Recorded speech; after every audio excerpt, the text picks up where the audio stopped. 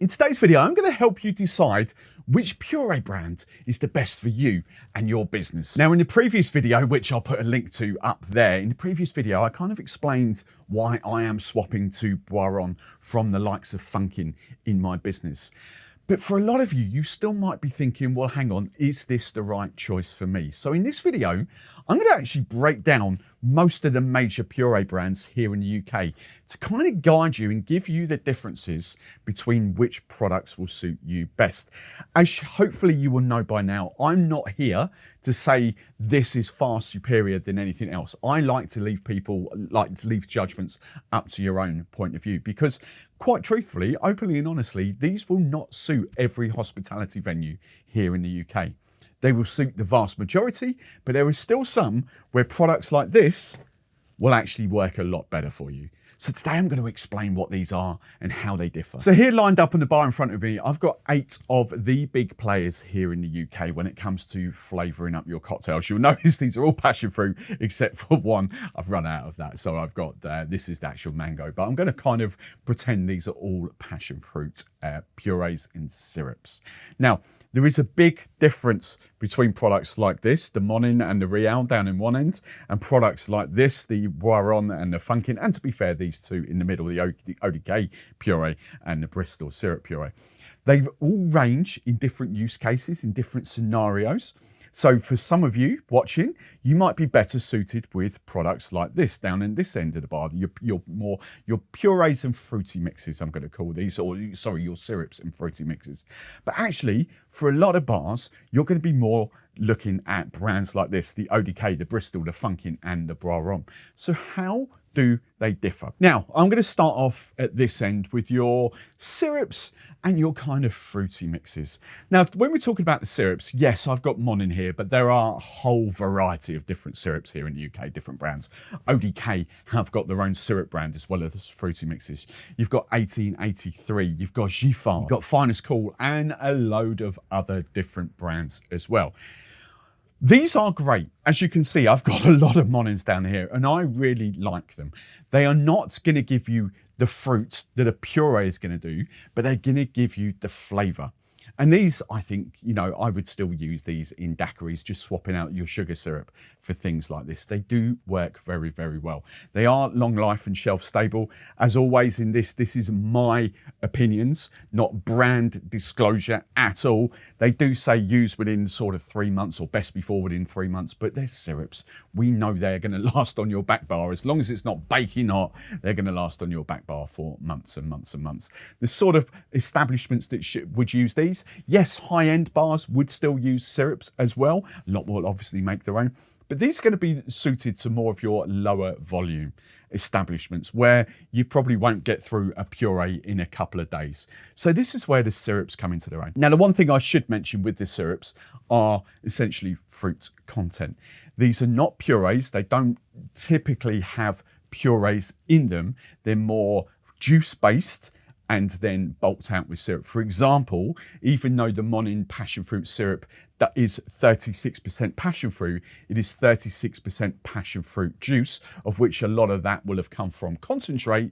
And I typically sort of say you're looking at about 80-20, 80% sugar to 20% fruit. That is roughly the ballpark of a lot of these syrups. Now, moving on to what I would class as fruity mixes. Yes, we do, and even I do from time to time, call these purees, but these are essentially syrup crossed with purees, so kind of fruity mixes, and they will have various different kind of fruit levels to them, or ratios, fruit to sugar.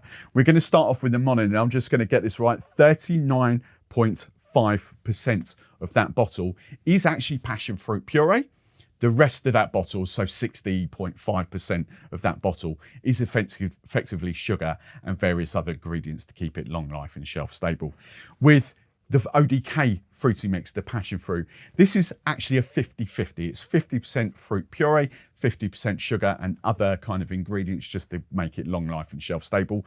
Full disclosure, you know, I've had that on cocktail masterclasses for flavouring up mojitos and things like that. It just works great for that kind of product because I know I'm only going to get through maybe 50 to 100 ml a weekend for this. So products like this do actually last me 3 or 4 months for a cocktail masterclass quite easily, okay? I can have lots of different ranges, lots of different selections of these, lots of different flavors of these. My bag down there, I've got 10 that I take to cocktail masterclasses every single week. They can use 50 to 100 ml.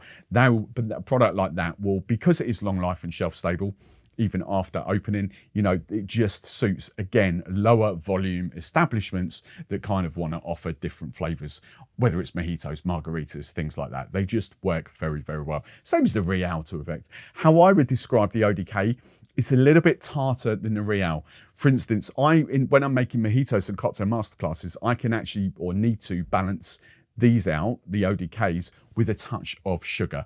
Whereas the Real ones typically are sweet enough without needing sugar. For example, the guava, when I'm making my famous guava daiquiris, I never need to add any sugar to my guava daiquiris or guava margaritas. It is just the Real. However, for the ODK version, I definitely do need a little bit of sugar just to balance it out because it is quite a tart product. And then we move on to the Monin Fruity Mix. Pretty much the same spiel as the ODK. However, the big thing with Monin, or their kind of marketing with this is actually 50.1% fruit, which means 49.9% sugar and other things to keep it long life and shelf stable. Typically, they do have a shorter use by, or best before, I should say, than the Real and the ODK. I think they do claim use within 3 months on here. Use within 4 weeks of their ODK. Actually don't really give you a best before. ODK actually say whatever's on the bottle. Now this is an old bottle here. I have got a new one down here, but this bottle was produced on July 2023 and it'll be fine until July 2025. Okay, so that's how they claim. They just say best before C bottle, whereas Monin do say use within 4 weeks. Will it last longer? Again, Steve the barman kind of talk here. Yes, you know, it's not gonna go off because it's still got that sugar on there, but it might discolor, it might sort of lose a little bit of its flavor. Again, I would say probably not as tart as the ODK, but I do need to balance that with sugar more often than not if I do use it. So now we've got the fruity mixes out of the way, let's move on to what we would in the bar trade call as, we would all class these as 100% purees. They're not, far from it, but that's kind of what we would associate with a proper puree in the bar industry. So I'm going to start with, and these are lined up in this order for a reason, okay? I'm going to start down this end, ODK. This is the same people as this, the fruity mixes. However, it's a slightly different product, okay? In this bag, they do market themselves as 100% fruit, which is absolutely correct. The thing you have to note there, if you are comparing like to like, and these will give you a slight different taste variance to others, is because actually that is 80% puree, 80% fruit, so passion fruit, and 20% grape juice. Grape juice is used in there instead of sugar. So the positives, you haven't got sugar in there, you've got grape instead, and it's all fruit, it's natural sugars. The downside is your passion fruit content is actually less than what these 3 brands are. So again, it tastes great. I won't have a bad word said against it. It just tastes slightly different. I do get that grapey note to it.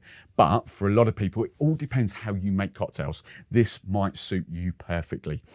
After opening, again, it's pretty standard to all these fresh purees. After opening, you're looking at about 10 days, according to the back of there. It's always, how long has it been in the fridge? How long has it been out in the back during service?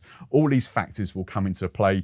I would suspect, and I have done it, that you could actually eke these out slightly longer, but you are looking at the 10 days compared to the 4 weeks, compared to the months and months and months of the ODK fruity mix. Now, ODK puree out of the way, let's move on to Bristol puree. And Bristol are quite famous in the UK for their syrups, but this is actually their puree. Now, Bristol don't actually print the numbers and the breakdown of the product on the back of the pouch here, but I have reached out to them and they have told me this is a 90-10 product, so 90% passion fruit to 10% sugar. So in effect, there's nothing really to choose between Funkin and the Bristol. They are identical-ish products. It's just which one you prefer, which one you think tastes the best. As I say, I've just been purely for ease, purely because I can get it quite easily. I've been on Funkin. I've never really switched to Bristol because I do have to order that somewhere else, whereas Funkin can come on my weekly orders. I don't even have to think about ordering it elsewhere. So I've been in the Funkin camp for pretty much all 12 of my years running my business, cocktail masterclasses and events and that sort of stuff, and previously running bars. So this is completely down to you. But again, use case scenario, you know, all of these purees, all of these fresher, if you can't get through one of these pouches in 2-3 days, even though they say last 10 days or best before 10 days after opening, if you can't get through these in say 5 days, I don't think they're the right products for you. I think you'd be much better served with some of the fruity mixes. You know, these are about volumes and these are about turnover. As soon as you open these, air starts to oxidize, they're going to start to deteriorate a little bit. So I think for absolute best possible taste, you are looking at 5, 6, 7 days at the very most. But as I say, if you can't get through one of these in 5 days, perhaps don't think about these sort of products. However, if you are churning cocktails over, if you are serving 50, 60, 80, 100 cocktails a day of one of these flavors, then you have got a choice to make here, and it's going to come down to which you think personally tastes the best. We've got the Bristol and the Funkin, pretty much identical. They are made in a different way to the Boiron. If you open these, they are slightly darker in color. They lose their color simply because of the process that goes in them. I'm not saying they're not great products. As I say, I've been using that for 12 years on cocktail masterclasses and events. They do taste great. They make great cocktails. However, for me personally, we now have, for me, a better player on the market, because this is now 100%. There is no anything added to this at all. As I say in the previous video, they've developed their method of flash pasteurization, which takes mere seconds. The use by this, bearing in mind this is a sample one, it was created in March, the end of March 2024, and it'll be good until, where are we, June 2025, assuming it's on the back bar before opening. Once opened, they say 10 days. I'm going to say use within 3 to 5. However, I'm testing one at the moment in the fridge to see how long it really does last, and it's gone over sort of 18, 19 days at the moment. I do notice a taste difference to when I first open it, but it's still usable. But I would not recommend you do that. I would recommend, if this sort of product, if you can get through one of these in every 2 or 3 days, I think this is the product for you. But at the end of the day, as I said at the top, I'm not here to tell you which one is the best. I'm telling you the reasons why I'm using this one. It is up to you to have a taste test. As I always say, it's all about blind tasting. You can have it, it's all, you know, it's all about blind tasting. Get rid of all those preconceived ideas, preconceptions of what you think the product should taste like, and just do a blind tasting. Compare a few different brands. Heck, if they are your favorite tasting, then use them. If the way you make cocktails suits these products, use them. If the way you make cocktails suits these products, use these instead. It is every bar that I encounter will have a different use case, a different preference. But for me personally, cocktail masterclasses where I know I can get through 2 of those Funkin pouches a weekend probably, then I am swapping to Boiron, because for me personally, it just tastes so much better. It's fresher, the color is completely different, it's lighter, it's more vibrant. In Passion Fruit is just an incredible product. And as I said in the previous video, I'm now so happy that we can get this in the mainstream as an ambient product without having to invest in a whole freezer to get all the different flavors, because they come in effectively ice cream tubs. Now, hopefully you have a better understanding of the purees and which brand will suit you best. In the next video, I'm going to put the Passion Fruit to test, the Boiron Passion Fruit, and I'm going to try and do the ultimate porn star martini.